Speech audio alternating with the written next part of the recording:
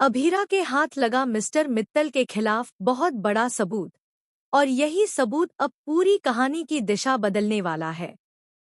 Star plus के popular show ये रिश्ता क्या कहलाता है का आने वाला ट्रैक इतना जबरदस्त और इमोशनल होने वाला है कि दर्शकों की सांसें थम जाएंगी। कहानी में अब तक आपने देखा कि अभीरा पूरी तरह से टूट चुकी है। एक माँ होने के नाते उसका डर बिल्कुल जायज है, क्योंकि उसे लगता है कि अगर वह यह केस हार गई तो वह अपनी बेटी मायरा को हमेशा के लिए खो देगी। मायरा सिर्फ उसकी बेटी नहीं, बल्कि उसकी पूरी दुनिया है, उसका जीने का कारण है। लेकिन हालात ऐसे बन चुके हैं कि अभीरा खुद पर भरोसा खो चुकी है। कई सालों पहले उसने वकालत छोड़ दी थी।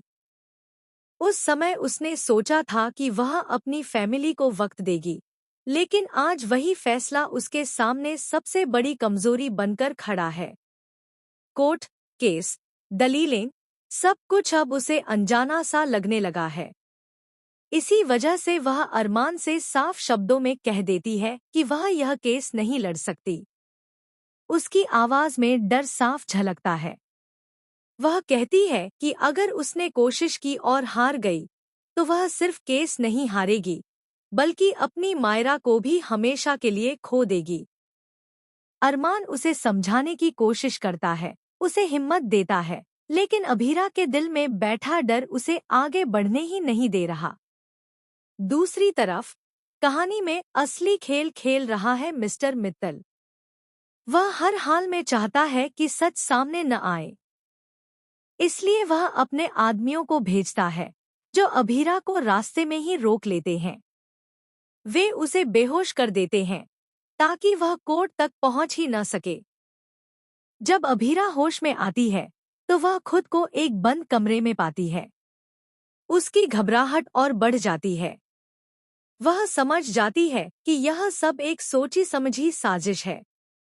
वह बार बार दरवाजा पीटती है, मदद के लिए चिल्लाती है, लेकिन कोई नहीं आता। उस पल एक माँ की बेपसी साफ नजर आती है। वह जानती है कि हर गुजरता हुआ मिनट उसकी बेटी को उससे दूर कर सकता है। लेकिन कहानी यहीं खत्म नहीं होती, बल्कि यहीं से शुरू होता है असली ट्विस्ट।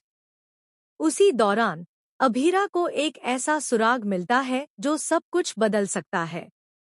उसे पता चलता है कि जिस दिन यह घटना हुई थी, उस दिन हॉस्टल में सिर्फ मायरा ही नहीं थी।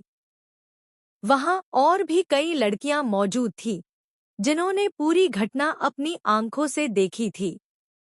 यह बात सुनते ही अभीरा के अंदर एक नई उम्मीद जागती है। वह किसी तरह वहां से निकलने की कोशिश करती है।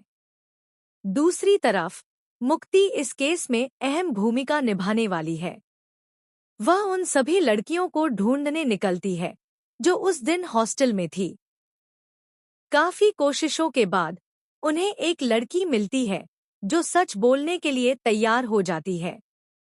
शुरुआत में वह डरती है क्योंकि उसे धमकियां मिल चुकी हैं।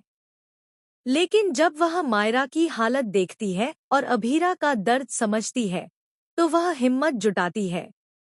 वह बताती है कि उसने अपनी आंखों से देखा था, मायरा ने किसी को धक्का नहीं दिया था, बल्कि माहिर ही थी जो मायरा को नुकसान पहुंचाने की कोशिश कर रही थी।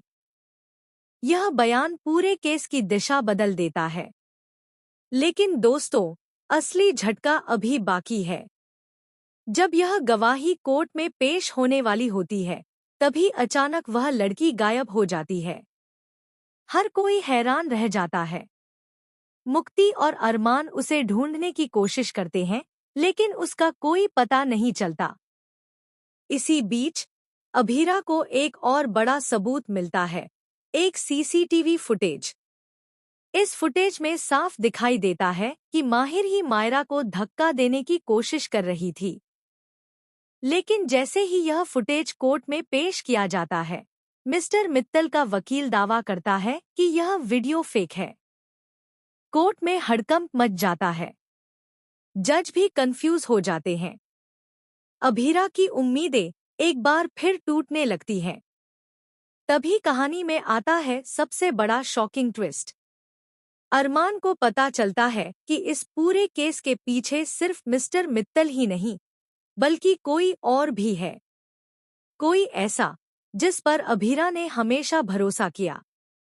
और जब सच सामने आता है तो अभीरा के पैरों तले जमीन खिसक जाती है, क्योंकि इस साजिश में शामिल होता है उसका अपना ही करीबी, एक ऐसा शख्स जिसे उसने अपना परिवार माना था। वह शख्स कोई और नहीं, बल्कि यहीं पर कहानी सस्पेंस छोड़ती है। अब सवाल यह है, क्या अभीरा सच का पता लगा पाएगी? क्या वह उस असली गुनहगार को बेनकाब कर पाएगी? क्या मायरा को इंसाफ मिलेगा? या फिर यह साजिश इतनी गहरी है कि सच हमेशा के लिए दब जाएगा? आने वाले एपिसोड में रिश्तों की सच्चाई, भरोसे का टूटना और एक माँ की लड़ाई, सब कुछ देखने को मिलने वाला है। अभीरा अब सिर्फ एक माँ नहीं, बल्कि एक योद्धा बन चुकी है। और जब एक माँ अपने बच्चे के लिए लड़ती है, तो वह किसी भी हद तक जा सकती है। अब देखना बेहद दिलचस्प होगा कि यह कहानी किस मोड़ पर जाकर खत्म होती है, इंसाफ की जीत के साथ या फिर एक और दिल तोड़ देने वाले सच के साथ।